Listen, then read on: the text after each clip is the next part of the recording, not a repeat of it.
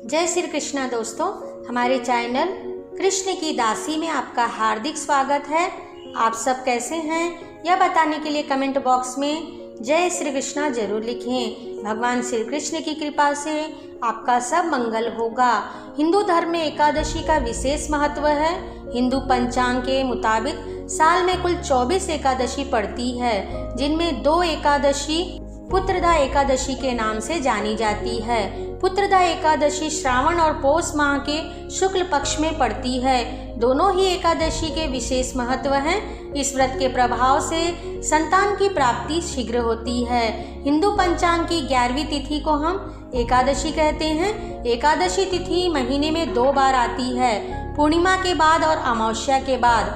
पूर्णिमा के बाद आने वाली एकादशी को कृष्ण पक्ष की एकादशी कहते हैं। अमावस्या के बाद आने वाली एकादशी को शुक्ल पक्ष की एकादशी कहते हैं।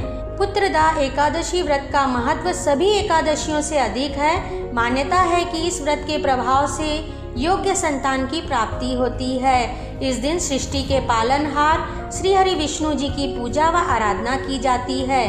कहते हैं जो भी भक्त पुत्रदा एकादशी का व्रत पूरे तन मन धन व भक्ति भाव युक्त होकर करते हैं, कथा पढ़ते हैं या फिर सुनते हैं, उन्हें स्वर्ग की प्राप्ति होती है।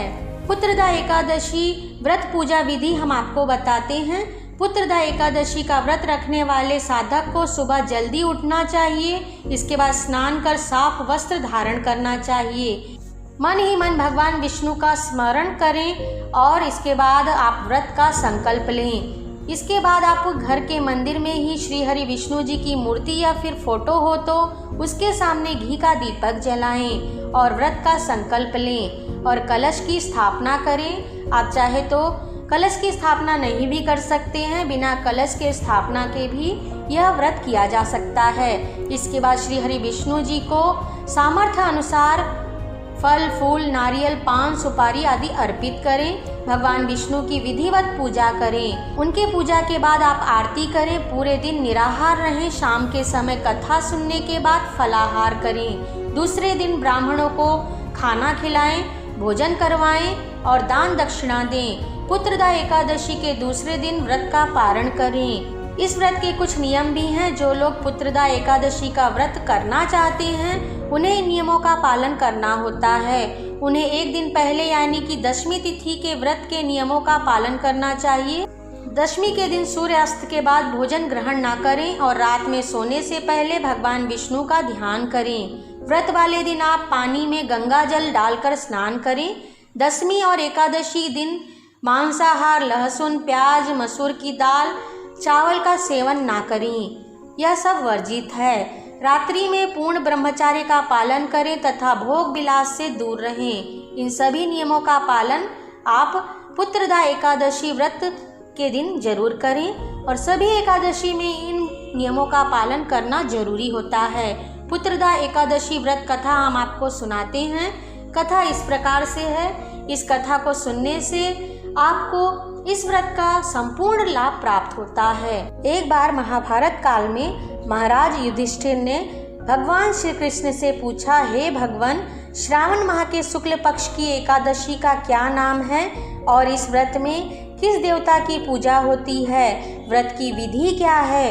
भक्त वत्सल भगवान श्री कृष्ण बोले, हे राजन, इस एकादशी का नाम पुत्रदा एकादशी है। इसमें नारायण भगवान की पूजा की जाती है और चर अचर संसार में पुत्रदा एकादशी के समान कोई भी व्रत नहीं है। इस व्रत के प्रभाव से व्यक्ति तपस्वी धनवान लक्ष्मीवान होते हैं। इस एकादशी के विषय में एक कथा है जो मैं तुम्हें सुनाता हूँ।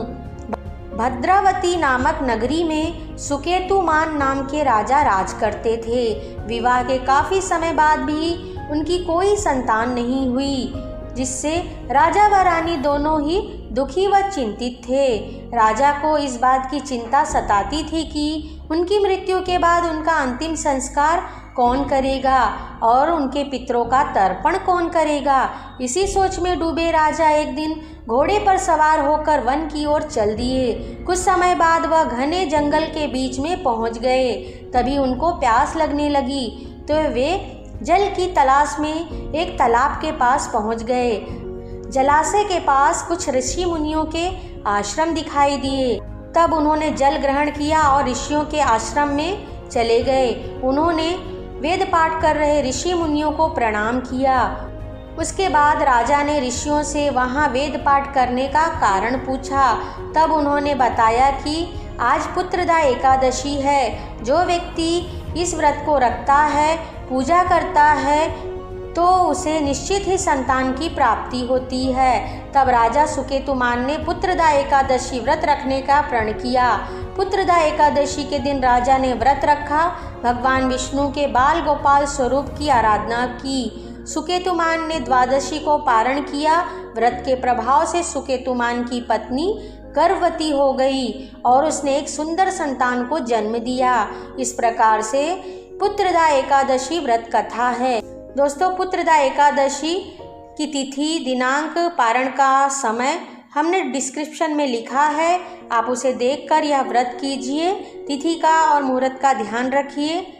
आपको हमारा वीडियो कैसा लगा हमें कमेंट में लिखकर बताइए। वीडियो अच्छा लगा हो तो इसे लाइक और शेयर कीजिए। हमसे जुड़े रहने के लिए हमारे चैनल को सब्सक्राइब करके रखिए। वीडियो देखने के लिए आप सभी का धन्यवाद।